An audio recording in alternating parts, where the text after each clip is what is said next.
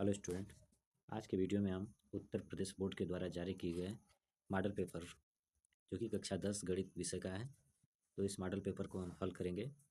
तो स्टूडेंट, आप जानते हैं कि कोई भी एग्ज़ाम से पहले जो मॉडल पेपर आता है उसी बेस पे बोर्ड के एग्ज़ाम में भी प्रश्न आते हैं। तो ये जो होगा 3 घंटे 15 मिनट का होगा, जिसमें से 15 मिनट जो होंगे वो परीक्षार्थियों को प्रश्न पत्र पढ़ने के लिए निर्धारित किए गए हैं। और इसमें सभी प्रश्न जो होंगे अनिवार्य होंगे। इस प्रश्न के 2 खंड हैं। खंड अ में 20 अंक जो होंगे, 20 बहुविकल्पी प्रश्न होंगे 20 अंक के, जो कि OMR शीट पर देने होंगे इसके उत्तर। और उसके बाद जो खंड ख होगा, खंड ख का या खंड ब में 50 अंक के वर्णनात्मक प्रश्न होंगे और इस खंड में कुल 5 प्रश्न होंगे। जो पहला प्रश्न है कि किन्हीं दो संख्याओं का LCM 60 तथा HCF 3 है। एक संख्या 12 है तो दूसरी संख्या होगी।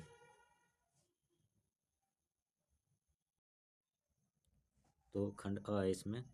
खंड अ में देखेंगे हम बहुविकल्पी प्रश्न। तो इसमें पहला प्रश्न है कि किन्हीं दो संख्याओं का जो LCM है 60 है और HCF 3 है। तो एक संख्या अगर 12 है तो दूसरी संख्या होगी।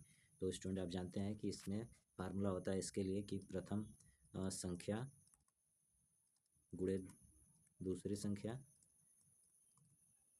बराबर लस गुणे मस। तो इसमें प्रथम संख्या दिया है 12 और दूसरी संख्या पूछ रहा है, तो इसमें दूसरी संख्या बतानी है। और लसा इसका 60 दिया है और मसा HCF 3 दिया है। तो जब हम दूसरी निकालेंगे तो ये गुणा में है इधर, तो इसको इधर हम पक्षांतर करेंगे तो ये आ जाएगा भाग में।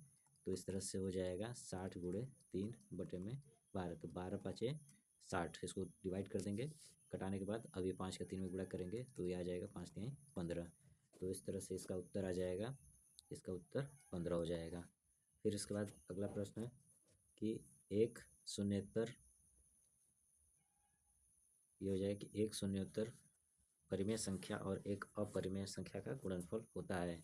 तो शून्येतर यानी कि जीरो को छोड़ करके जितने भी परिमेय संख्या हैं, जीरो को छोड़ करके, जैसे मान लीजिए 3 हो गया, 5 हो गया, 10 हो गया, कुछ भी, अगर हम परिमेय संख्या और एक अपरिमेय संख्या, यानी कि अपरिमेय संख्या में करनी में जो रहेंगे, तो करनी में 3 का अगर गुणा करेंगे तो ये आ जाएगा 3 करनी में 3।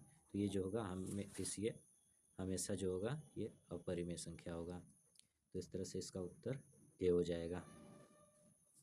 फिर इसके बाद अगला प्रश्न इसमें है कि 3 है कि रेखा युग्म समीकरण x + 2y - 5 बराबर 0, 4x + 8y - 20 बराबर 0। तो इसको हम कंपेयर कर लेंगे, तो जिससे में ये A1 हो जाएगा और ये A2 हो जाएगा, और फिर ये B1 और ये B2 और ये C और ये C2। तो इस तरह से जब हम कंपेयर कर लेंगे तो हम जानते हैं कि इसमें कंपेयर करते हैं तो A1/A2 बराबर B1/B2 बराबर C1/C2। इसमें हम देख रहे हैं कि A1 1 है और ये 4 बराबर, ये B1 जो है 2 है और B2 8 है बराबर, C1 जो है -5 है और C2 -20 है। और जब इसको हम हल कर रहे हैं तो इन सब का मान जो आएगा 1/4, यानी तीनों बराबर हैं। तो हम जानते हैं कि जब भी अगर तीनों बराबर होता है तो इसमें अपरिमित रूप से अनेक हल होते हैं। तो इस तरह से इसका उत्तर हो जाएगा बी। और इसमें ये भी आप जान लें कि जब A1/A2 बराबर, ये बराबर अगर नहीं होता है B1/B2 के, तब इसमें जो है सिर्फ एक हल होता है, इसमें केवल एक हल होता है। और यही अगर इसमें आ जाएगा कि A1/A2 बराबर B1/B2 और इसके बाद C1/C2 जो है बराबर नहीं रहता है इसके, तब इसमें जो होता है, इसमें कोई सॉल्यूशन नहीं होता है, इसमें कोई सॉल्यूशन नहीं होगा, कोई हल नहीं होगा। फिर इसके बाद अगला प्रश्न है कि चौथा, कि वह सबसे बड़ी संख्या जिससे 70 और 125 को विभाजित करने पर क्रमशः शेषफल 4 और 8 प्राप्त होता है। तो जब भी इस तरह का सवाल अगर पूछता है तो सबसे पहले हम इसमें से जो शेषफल होते हैं घटा लेते हैं। जैसे 70 है, 70 में से अगर हम 5 घटा देंगे, यहाँ 5 है पहले में, तो 5 घटाएंगे तो ये आ जाएगा 65। और इसके बाद 125 में से 8 घटा देंगे, तो इसमें से जब एक घटा देंगे तो ये हो जाएगा 117। अब इसके बाद इन दोनों का हम जब सबसे बड़ी संख्या कह रहा है तब हम इसका मौसा निकाल देंगे। तो इसका जो मौसा होगा 65 का और 117 का जब मौसा निकालेंगे तो ये आ जाएगा 13। तो इस तरह से इसका उत्तर हो जाएगा 13।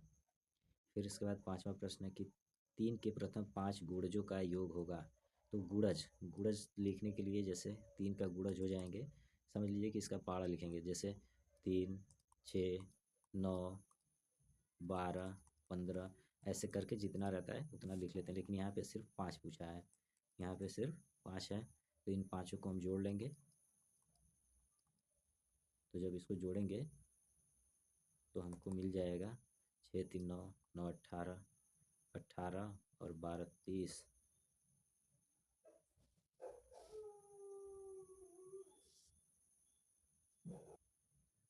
पांचों गुणजों को जब हम जोड़ेंगे तो इसका उत्तर आ जाएगा 45। फिर इसके बाद अगला प्रश्न है कि द्विघात समीकरण द्विघात समीकरण 2x² - 4x + 3 = 0 के बारे में निम्न कथनों पर विचार कीजिए। तो इसके जो ऑप्शन दिए हैं कि दिए गए समीकरण के विविध कर शून्य से कम है, समीकरण के कोई मूल वास्तविक नहीं है, समीकरण के विविध कर शून्य है, समीकरण के मूल वास्तविक है। तो सबसे पहले हम इसका विविध कर निकाल लेंगे। विविध कर क्या होता है, जिसको हम डिस्क्रिमिनेंट कहते हैं, डी से इसको दिखाते हैं, b² - 4ac। तो इसकी वैल्यू जब हम निकाल के देखते हैं तो b का मान हो जाएगा यहाँ से -4, a का मान 2 और c का मान 3। तो -4 का वर्ग, इसको हल करेंगे तो ये हो जाएगा -4 का वर्ग -4 गुणे a का मान 2 है और c का मान 3 है। तो जब इसको हल करेंगे तो 4 का वर्ग 16 माइनस इसको गुणा करेंगे, 4 दूनी 8 और 8 में 3 का करेंगे तो 8 3 24। तो 24, तो अब 16 में से जब हम 24 घटाएंगे तो ये आ जाएगा -8। तो इस तरह से हम देख रहे हैं, तो दिया है कि पहला ऑप्शन कि दिए गए समीकरण के विविध कर शून्य से कम है। तो ये ऑप्शन सही है, क्योंकि ये माइनस में है तो ये शून्य से कम हो गया। और जब ये -8 आ गया तो इसके जो मूल होंगे वास्तविक नहीं होंगे। तो इस तरह से इसके दूसरा भी उत्तर सही हो गया। समीकरण के विविध कर शून्य है, ये गलत हो गया। समीकरण के मूल वास्तविक हैं, ये भी गलत। तो इस तरह से हमको दोनों ऑप्शन, तो इसका उत्तर हो जाएगा कि 1 और 2 सही है। इसका उत्तर हो जाएगा कि 1 और 2 सही है। फिर इसके बाद अगला प्रश्न है कि इसका उत्तर हो जाएगा कि AOBC एक आयत है जिसके 3 शीर्ष A और इसके निर्देशांक 0 3 है, O 0 0, B 5 0 है, तो इसका विकर्ण है। जैसे अगर कोई एक आयत इस तरह से बना है और कह रहा है कि ये A हो गया, ये O B C, इसका जो निर्देशांक है वो 0 0 है, A का है 0 और 3, और इस B का है 5 0। तो इसका हमको बताना है, ये विकर्ण इसका बताना है। विकर्ण बताने के लिए हम ये A और B के बीच की दूरी बता देंगे तो ये विकर्ण निकल जाएगा। तो इसके लिए हम डिस्टेंस का फार्मूला यूज करेंगे। तो ये होता है कि D कर्णी में A2 नहीं x2 - x1, तो ये x2 जो है यहाँ पे 5 है, तो 5 माइनस और ये x1 जो है 0 का वर्ग, फिर प्लस y2, तो y2 जो है 0 और -3 का वर्ग। अब इसको हल करेंगे जब, तो ये 5 का वर्ग हो जाएगा, 5 में से 0 घटाएंगे 5 और 5 का वर्ग 25, और प्लस यहाँ करेंगे तो 0 में से 3 जाएगा तो -3, और 3 का वर्ग करेंगे तो ये भी +9। तो ये आ गया करने में 25 + 9, और इसको जब जोड़ेंगे तो ये हो जाएगा करने में 34। तो इस तरह से इसका उत्तर आ गया करने में 34। तो ये हो जाएगा इसका उत्तर। फिर अगला प्रश्न है 8वां कि यदि समीकरण x² + kx - 5/4 = 0 का एक मूल 1/2 है तो k का मान है। तो जब भी अगर इस तरह का सवाल पूछता है तो जो मूल होता है, इसमें मूल की जो वैल्यू अगर हम रखेंगे तो इसका मान 0 हो जाता है। तो इस तरह से अगर हम रखें इसमें कि x² + kx - 5/4 = 0, तो जो मूल होते हैं वो x के मान होते हैं। तो इसको जब हम रखते हैं x की जगह पर, x बराबर हम यहाँ 1/2 रखेंगे, तो ये हमको मिल जाएगा कि 1/2 का वर्ग प्लस k, और ये x यहाँ है तो यहाँ भी 1/2 और माइनस 5/4 बराबर 0। फिर 1/2 का वर्ग करेंगे तो ये हो जाएगा, 1 का वर्ग करेंगे 1, 2 का वर्ग 4, और प्लस यहाँ पे k और बटे में 2 हो जाएगा, और माइनस 5/4 बराबर 0। तो अब हमको k/2 इधर रखेंगे और इन दोनों को 1/4 और 5/4 को पक्षांतर करेंगे। तो जब 5/4 को अगर इधर भेजते हैं पक्षांतर, तो ये इधर माइनस में था, इधर आया प्लस में, और फिर इसके बाद इसको 1/4 को भेजेंगे तो ये इधर प्लस में है, यहाँ पे इधर आया तो एक माइनस में। तो इसको जब हल करेंगे तो ये मिल जाएगा हमको, 5 माइनस 1 करेंगे तो 4, यानी 4/4 यानी 1 मिल गया। तो यानी k/2 बराबर 1। तो k बराबर हो जाएगा, ये 2 को पक्षांतर करेंगे इधर आएगा, तो 1 में आके गुणा करेगा तो ये k का मान आ जाएगा 2। तो इस तरह से इसका उत्तर हो जाएगा 2। फिर अगला प्रश्न है कि दो त्रिभुज समरूप होते हैं। तो समरूप यानी कॉन्ग्रुएंट। तो इसमें हम देखेंगे कॉन्ग्रुएंट का कि यदि इनके संगत कोण बराबर हों और इनकी संगत भुजाएं एक ही अनुपात है यानी समानुपाती हों, तो ये दोनों कंडीशन सही है, तो इसलिए उपयुक्त दोनों, इसका उत्तर हो जाएगा उपयुक्त दोनों। फिर अगला प्रश्न है कि यदि एक समकोण त्रिभुज ABC में कोण C बराबर 90 अंश, AC बराबर 3 सेंटीमीटर और BC बराबर 4 सेंटीमीटर है, तो बिंदु C से जाने वाली माध्यिका की माप है। तो सबसे पहले हम इसका फिगर बना लेंगे। जैसे एक समकोण त्रिभुज बना लिए इस तरह से, और इसके बाद कह रहा है इसमें कि जो एंगल C है वो 90 डिग्री है, तो ये हो जाएगा 90 अंश, तो ये B हो जाएगा और ये A।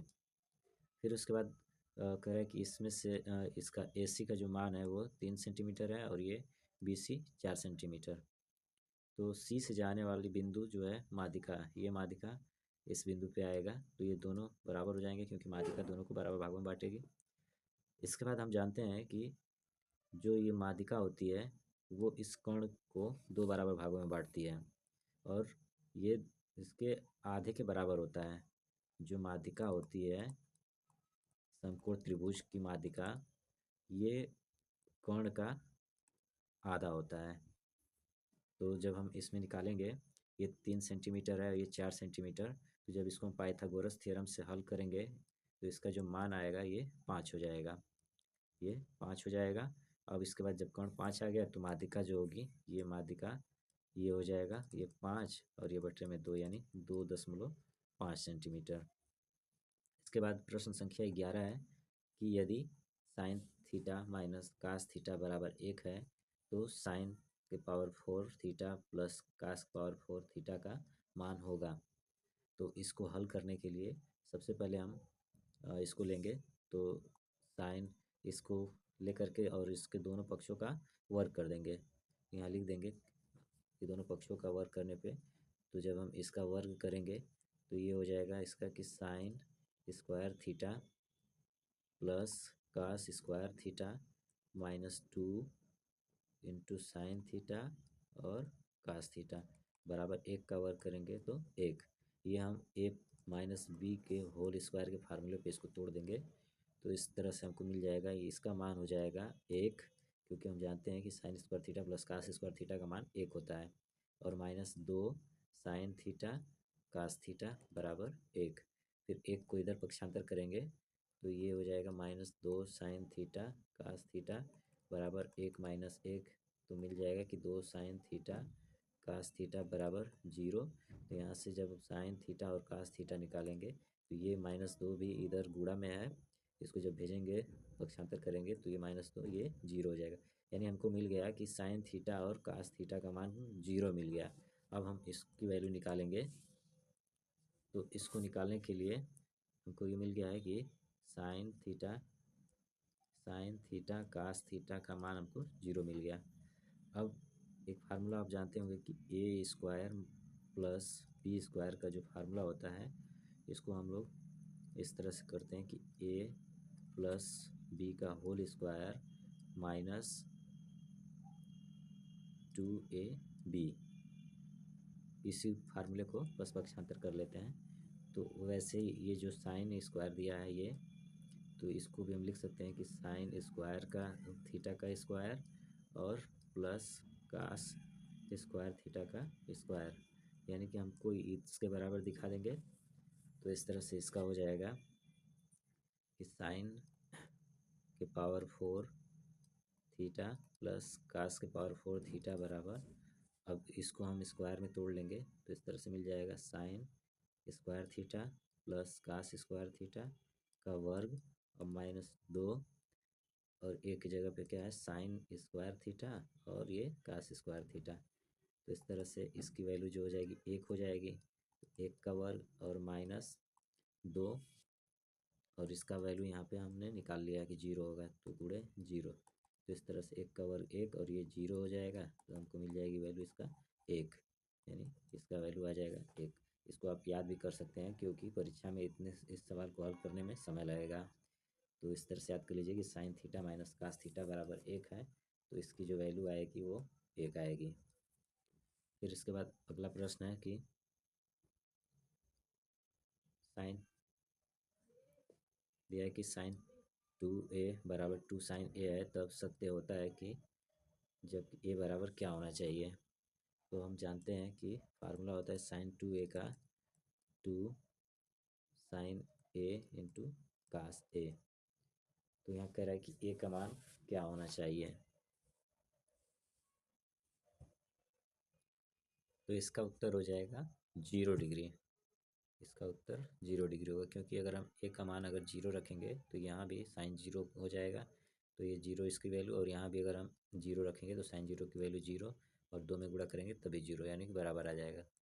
और किसी को भी रखेंगे तो 0 नहीं आएगा, यहाँ बराबर नहीं आएगा। इसके बाद है प्रश्न संख्या 13 कि यदि 4 tan थीटा बराबर 3 है तो इसकी वैल्यू बताना है कि किसके बराबर होगी। तो सबसे पहले हम जानते हैं इसमें कि 4 tan थीटा बराबर 3 है, तो tan थीटा बराबर हो जाएगा 3/4।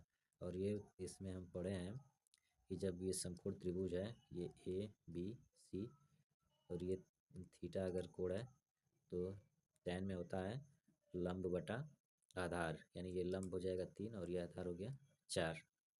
तो कर्ण इसका निकालेंगे तो ये आ जाएगा 5।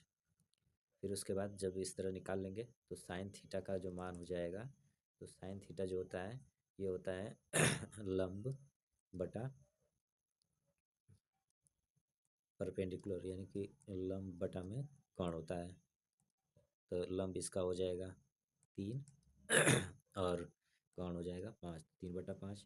और इसमें कास का भी निकालना है, तो कास का हो जाएगा, इसका होता है आधार बटा में कोण, तो आधार हो गया 4 और कोण ये 5। अब इसके बाद हम इसमें रख के हल कर लेंगे। तो दिया है कि 4 sine theta minus cos theta बटे में 4 sine theta plus cos theta.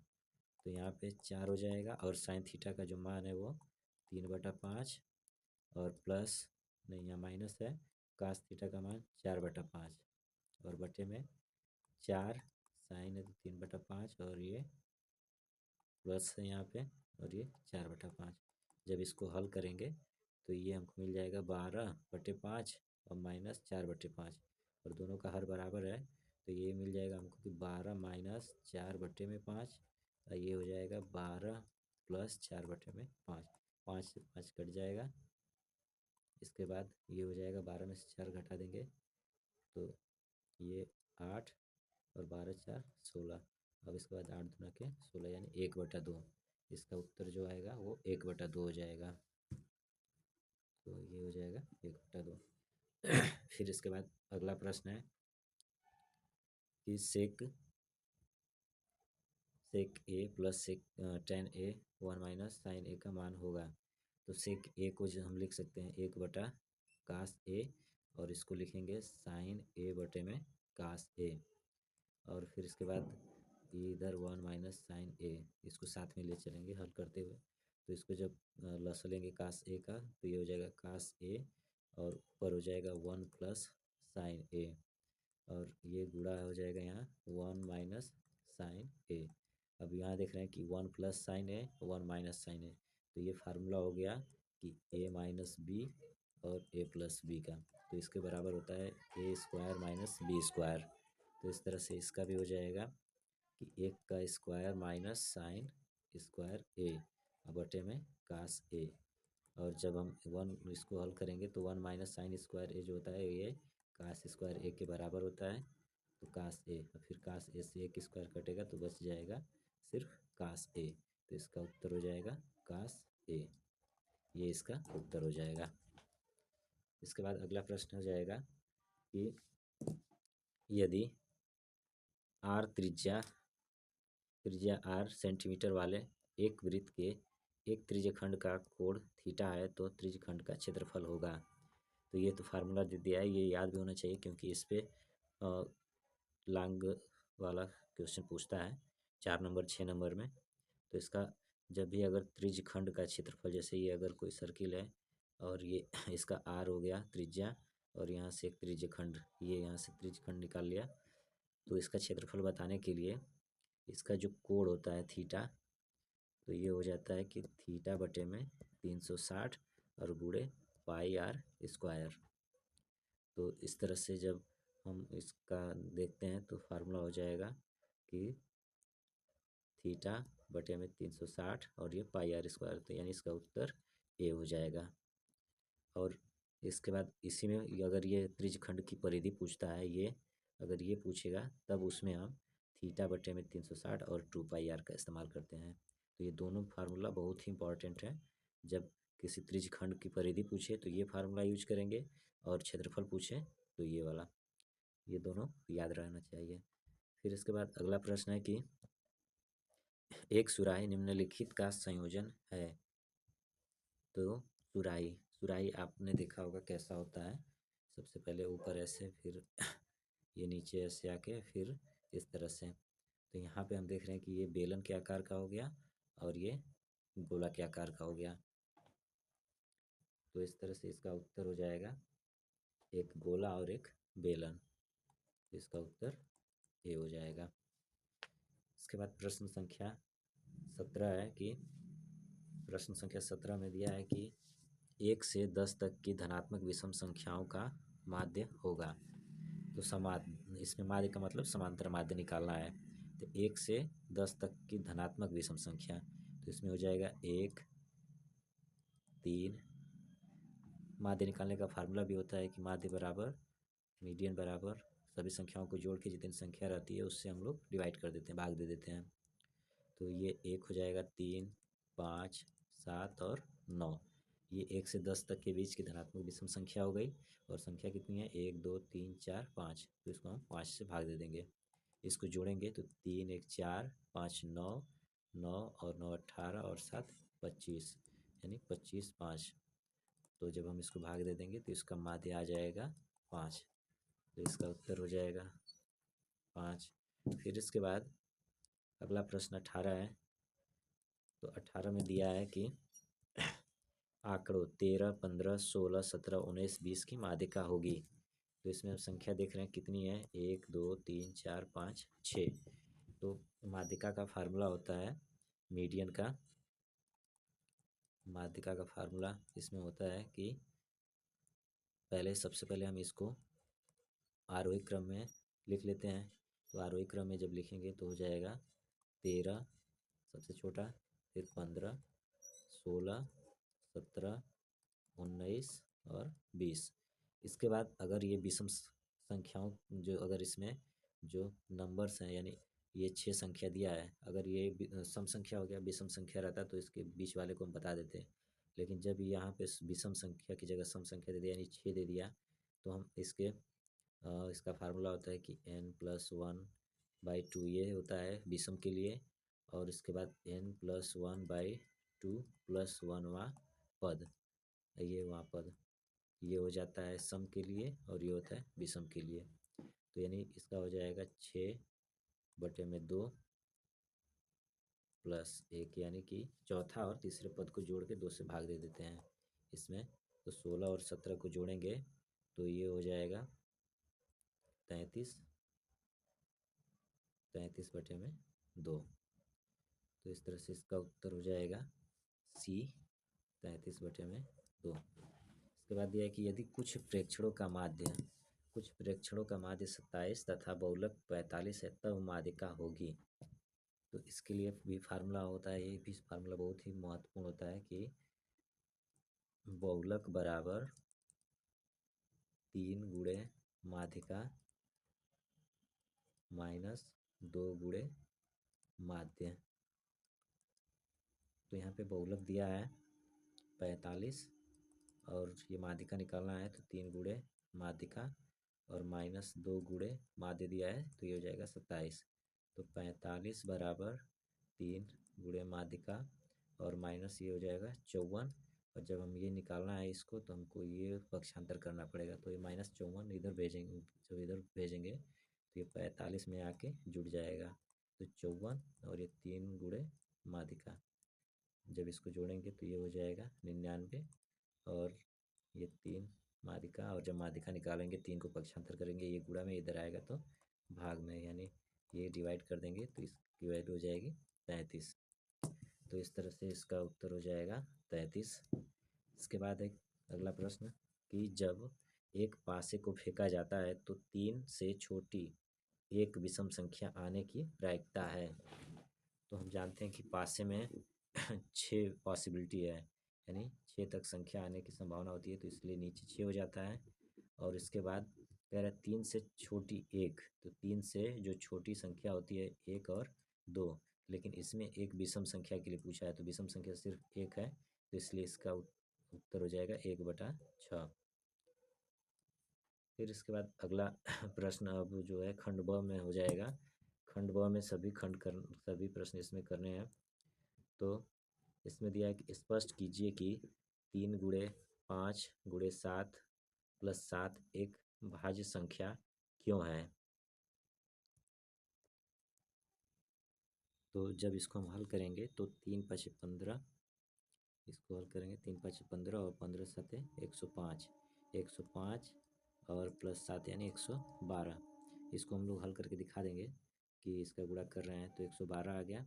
अब 112 को देखेंगे तो 112 जो है ये 2 से भी विभाज्य है और 4 से भी विभाज्य है, क्योंकि 2 का तो विभाज्यता चेक करने का नियम होता है कि लास्ट में 2 4 6 8 होगा तो ये कट जाएगा। 4 का होता है कि लास्ट के 2 अक्षर जो है 2 अंक 4 से कटने चाहिए, तो ये 4 × 12 यानी 2 4 से विभाजित हो रहा है, इसलिए यह एक भाज्य संख्या है। फिर इसके बाद अगला प्रश्न है कि यदि काट थीटा बराबर 7/8 हो तो इसका मान निकालना है। तो जैसे इसको हल करेंगे, काट थीटा यहाँ दिया है कि काट थीटा बराबर 7/8, तो इसको हल करना है।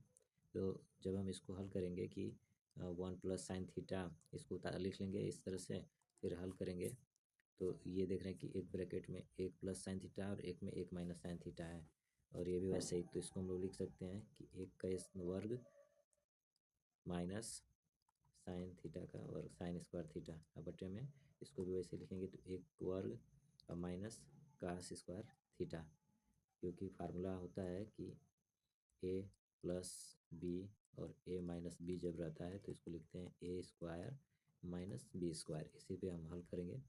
इसके बाद 1 का वर्ग 1 हो जाएगा, और ये होता है कि 1 - sin² थीटा अगर है तो इसको हम लोग लिखते हैं cos² थीटा, और इसको भी लिखेंगे ये 1 - cos² थीटा को लिखते हैं sin² थीटा, और cos/sin जो होता है ये काट के बराबर होता है, तो इस तरह से मिल जाएगा cot² थीटा। और यहाँ दिया है कि काट, जब इसकी वैल्यू आ गई cot² थीटा, तो काट का मान दिया है 7/8, तो इसका जब हम वर्ग निकाल देंगे तो ये हो जाएगा 49/64, ये इसका उत्तर हो जाएगा। फिर इसके बाद अगला प्रश्न है कि 2 घनों जिनमें से प्रत्येक का आयतन 64 सेंटीमीटर क्यूब है के संलग्नक फलकों को मिलाकर एक ठोस बनाया जाता है, इससे प्राप्त घनाभ का पृष्ठीय क्षेत्रफल ज्ञात कीजिए। तो जैसे दिया है इसमें कि अगर आयतन जैसे इस तरह से 2 घन है, एक ये घन हो गया और दोनों का जो आयतन है 64 है, और इसको अगर हम एक साथ मिला देते हैं इस तरह से, तो इस तरह से एक ये घनाभ बन गया। तो इस घनाभ का, इसका भी 64 इसका भी 64, अब इसका बताना है हमको पृष्ठीय क्षेत्रफल। तो इसके लिए सबसे पहले हमको जो घन दिए हैं उन घनों का हमको ये भुजा ज्ञात करना पड़ेगा। तो हम जानते हैं कि घन का आयतन बराबर होता है आयतन बराबर भुजा का क्यूब। तो यहाँ आयतन दिया है 64। तो यहाँ भुजा हम जब निकालेंगे तो भुजा बराबर हो जाएगा, यहाँ से कर्णी क्यूब हटाएंगे तो ये हो जाएगा 4 सेंटीमीटर, यानी भुजा हमको मिल गया 4 सेंटीमीटर। तो जब हम घन की तीनों भुजाएं बराबर होती हैं, जब तीनों भुजा बराबर होती हैं तो इस तरह से जब हम रखेंगे तो इसकी प्रत्येक भुजा 4 सेंटीमीटर 4 सेंटीमीटर ये सब हो जाएगा। और ये हम इस घन को बना लेते हैं तो इस तरह से लगभग फिगर बनेगा। तो यानी जो इसकी लंबाई चौड़ाई ऊंचाई सब 4 होती है। और जब इसमें हम एक वैसाई और सटा देते हैं, सटा के बनाएंगे तो जो इसकी लंबाई हो जाएगी, क्योंकि ये भी 4 सेंटीमीटर रहेगा ये सब, तो जो इसकी लंबाई होगी वो 8 सेंटीमीटर हो जाएगा। तो यहाँ लिख देंगे कि लंबाई बराबर 8 सेंटीमीटर। जो चौड़ाई रहेगी वो तो बदलेगी नहीं क्योंकि उतना ही रहेगा, तो ये 4 सेंटीमीटर। और जो इसकी मोटाई रहेगी ऊंचाई ये भी 4 सेंटीमीटर। और जब ये घनाभ हो गया तो घनाभ का जो पृष्ठीय क्षेत्रफल होता है उसका फार्मूला होता है, यहाँ लिख लेंगे कि घनाभ का पृष्ठीय क्षेत्रफल बराबर 2 गुणे ब्रैकेट में लंबाई, इसको इस तरह से लिखते हैं L into B into H और प्लस H इंटू एल, यानी लंबाई गुणे चौड़ाई, फिर चौड़ाई गुणे ऊंचाई, फिर ऊंचाई गुणे लंबाई। तो जब इसमें हल करेंगे रखेंगे तो मिल जाएगा लंबाई 8 गुणे 4 प्लस 4 गुणे 4 प्लस 4 गुणे 8, तो ये हो जाएगा 2। तो ये 32 प्लस 16 और प्लस ये 32। जब इसको हल करेंगे तो ये आ जाएगा 2 गुणे 80, यानी ये 160 सेंटीमीटर वर्ग। ये क्षेत्रफल है इसलिए इसका वर्ग सेंटीमीटर वर्ग हो जाएगा। तो ये इसका उत्तर हो जाएगा। इसके बाद अगला प्रश्न है, अगला प्रश्न देखेंगे कि दिया है कि निम्न आंकड़ों का माध्य ज्ञात कीजिए। तो इसका जब हमको माध्य निकालना है तो इसके लिए हम टेबल बना लेंगे। एक टेबल जैसे यहाँ वर्ग अंतराल, यहाँ वर्ग अंतराल का बना लेंगे। फिर इसके बाद ये फ्रीक्वेंसी यानी बारंबारता, और इसके बाद यहाँ मध्य, जो मध्यमान इसका मिड पॉइंट होता है उसको एक्स से दिखाते हैं मध्यमान। और फिर यहाँ दोनों का गुणा एफ इंटू एक्स, यानी कि फ्रीक्वेंसी बारंबारता और मध्यमान का गुणा करते हैं। तो जैसे ये हो गया 10 से 20, फिर 20 से 30, 30 से 40, 40 से 50 और 50 से 60, 60 से 70। और इसकी फ्रीक्वेंसी है ये 2, ये 7, ये 12, इसका 15, ये 8 हो गया और ये 6। अब इसका जब मध्यमान निकालते हैं तो दोनों को जोड़ के 2 से भाग देते हैं, यानी 10 और 20 दोनों को जोड़ेंगे तो 30, और 30 में 2 से भाग दे देंगे तो ये आ जाएगा 15। तो इसका मध्यमान 15, और इसमें जब दोनों का गुणा करके लिखेंगे तो 15 दूनी ये हो जाएगा 30। उसी तरह इसका करेंगे तो 20 और 30,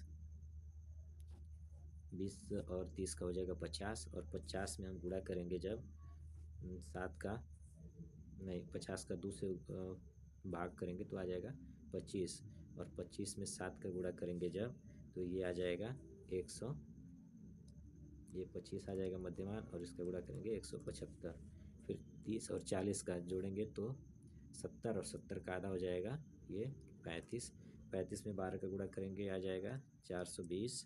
फिर उसी तरह 50, 40 और 50 का 90, 90 का आधा 45, ये हो जाएगा मध्यमान 45, 45 में 15 का गुणा करेंगे तो आ जाएगा 675।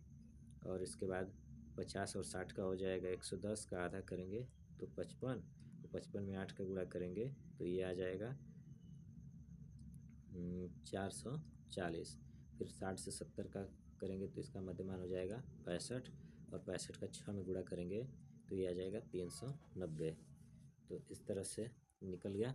इसके बाद फार्मूला होता है जो माध्यिका का, माध्यिका, समांतर माध्यिका जो फार्मूला होता है वो होता है कि समेसन ऑफ, यानी कि योग हो जाएगा f इंटू एक्स का, यानी जो हम यहाँ गुणा किए हैं इसका योग हो जाएगा अब बटे में बारंबारता का योग, यानी समेसन ऑफ फ्रीक्वेंसी, यानी बारंबारता यानी इसका योग।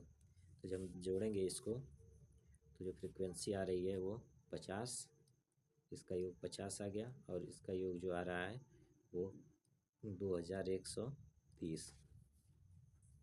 अब इसको जब हम रख के हल करेंगे तो 2130 बटे में 50 तो आ जाएगा 42.6, ये इसका उत्तर हो जाएगा।